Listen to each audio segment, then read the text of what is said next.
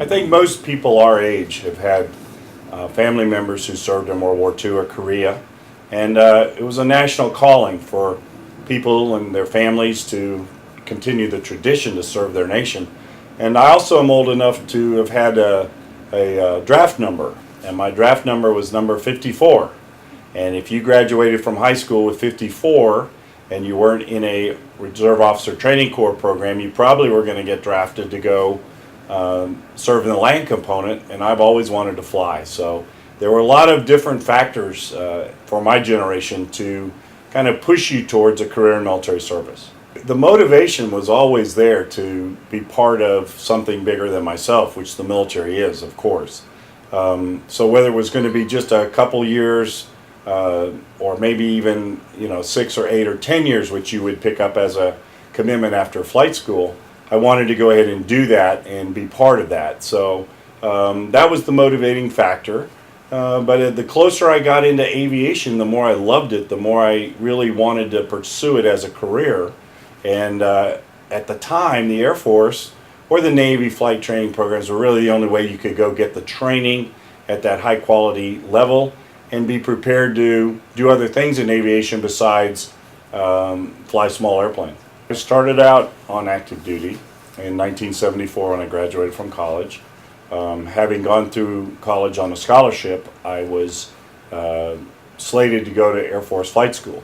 I chose the Air Force just because of my family connections and people that I knew in the Air Force. And so after flight school, we had 6 years of a commitment to pay back our scholarship.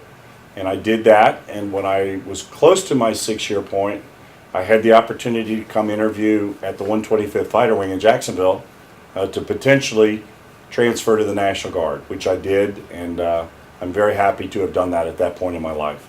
But there were so many opportunities that were presented to us in that time during the 80s, so that most of the people that I worked with had an opportunity to serve full-time or to be a full-time alert pilot or to spend more time than just what people call the weekend warrior drill of 2 days a month. So I was able to find a very satisfying lifestyle as a military technician at the 125th, and I had the opportunity to convert to 2 great airplanes, the F-16 and the F-15, and other opportunities like going to War College in residence and things like that presented themselves.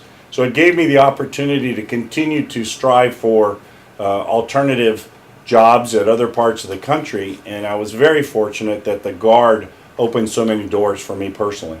And for a young person today who looks at the United States Air Force or the National Guard, they might say, boy, I don't see many opportunities. I see things getting smaller. I see our defense prestige declining in relative terms over the last 12 years of war.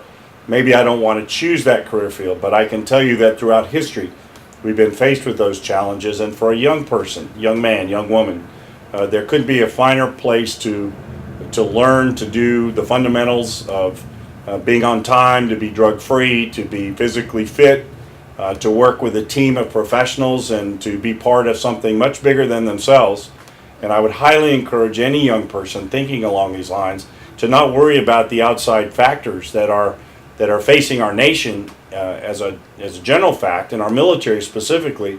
And I would ask them to choose to serve, to do something more for themselves, to give back something more to their nation, and in the Guard's case, the nation and the state. It's a very rewarding life and a very rewarding experience, and I look back on it with fond memories. I hope that some of my words elicit some motivation to others to say that they can achieve whatever their heart and their dreams require. And I'm a perfect example of someone who just made myself as capable and as proficient and as ready for the next opportunity as I could. But none of it could have been possible without the great people that we worked with, that I served around, and who are my dear friends. And the National Guard, the Air National Guard in particular, is a wonderful place to work and to live a full and rewarding career.